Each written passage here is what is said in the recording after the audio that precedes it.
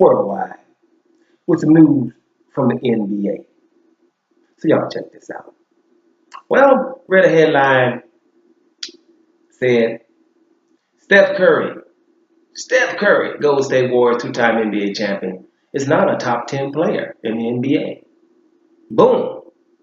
What you think?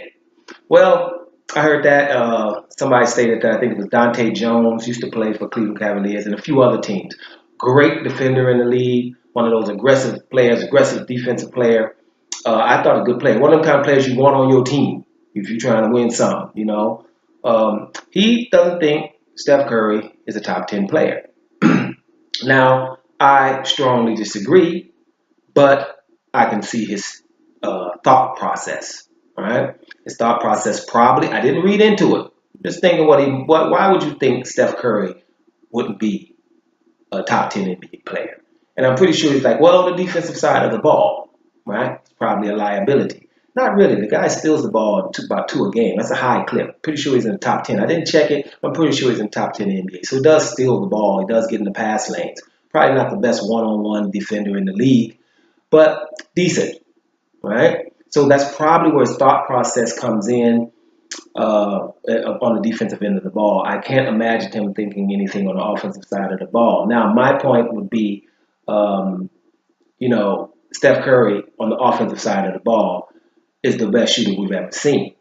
And, if you would say Kyle Korver or J.J. Redick, Rip Hamilton, if we go back a little bit, Reggie Miller, well, maybe not being a top 10 NBA player at the time they played, I can understand that. They come off picks and they hit spot-up jumpers or off picks. The difference is Steph Curry's range, which really, because of him, we should even have the four-point shot probably instituted in the NBA because he shoots from anywhere, from the parking lot, and with a high percentage. That's one.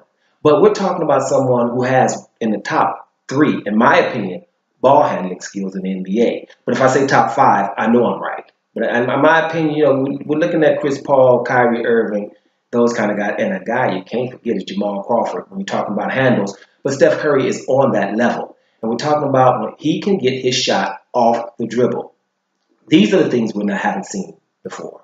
So he does it at an astronomical rate, right? And because of that, getting your shot off the dribble and being dangerous, the fact that he passes with both hands left and right and can see the floor. If he wasn't playing in that system, I think he would get more assists if he was playing more point guard all the time. But when you shoot like a god, you're not going to be on the point all the time, right? So I do consider him a top 10 player for sure. I consider him a top 5. But if you ask me the best, it ain't LeBron either. Right now, it's Russell Westbrook, period. 30, 10, and 10. I'm not going to act like I've seen that before for a whole season. So until somebody else can do something similar, no, we're not going with the names we're supposed to say are the best. The best is, for me, Russell Westbrook. Now, when you're looking at economically, now Russell Westbrook playing hard every night, whose career might go longer?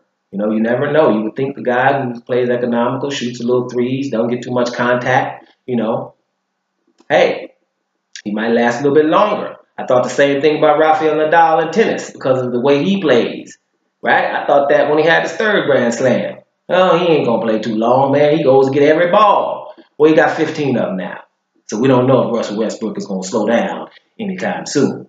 Right? But I think he has no choice because 30, 10, and 10 ain't happening. And nobody else is going to do that anytime soon either. So for me, he's the best if we're talking about right this minute. If we're talking about the last 5 years, then we'll go back to LeBron and the rest of the guys we're supposed to say. But right now, I would go Russell Westbrook. And I would tell you Steph Curry is in the top 5 for sure. Top 10, really for sure. Because you got to defend him when he's at home getting out of the bed before you even get to the gym. You got to start defending him there because it's too late if you wait.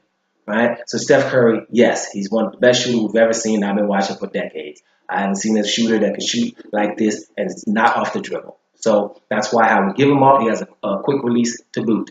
Now, you're talking about the NBA. While I'm talking about the NBA, I might as well get a little rant on. The NBA hadn't made a rule in years for athletes. What we got now is we got a shooting exhibition when we watch NBA games, right? If you're shooting, make sure every rule is for the shooter. Don't touch the shooter. Let him shoot.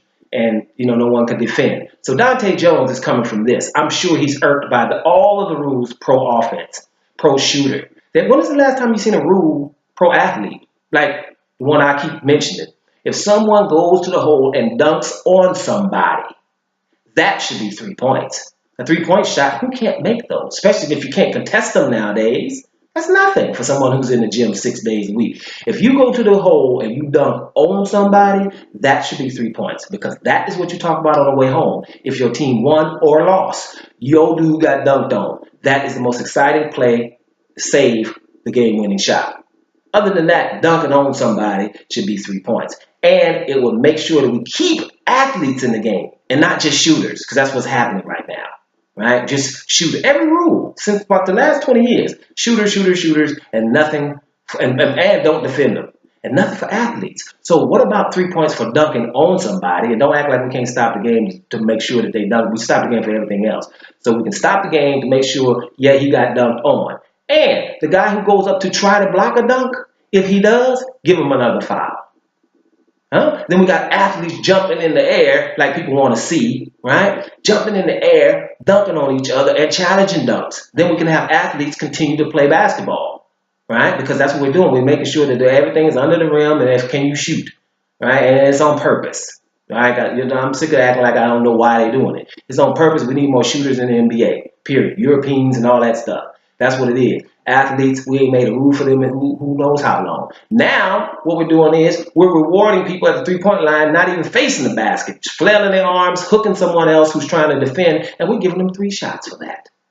We got to get that together. But anyway, in this age, people like Steph Curry, messed around and created a Steph Curry because now he can shoot from anywhere. And then he can fake, get fouled, and get 3 free throws that he's going to make 100% at. So with the rules we got right now, yes, Steph Curry, easily top 10. Sorry, Dahntay Jones, I know of what cloth you're from. I actually agree with the way you would like to play the game.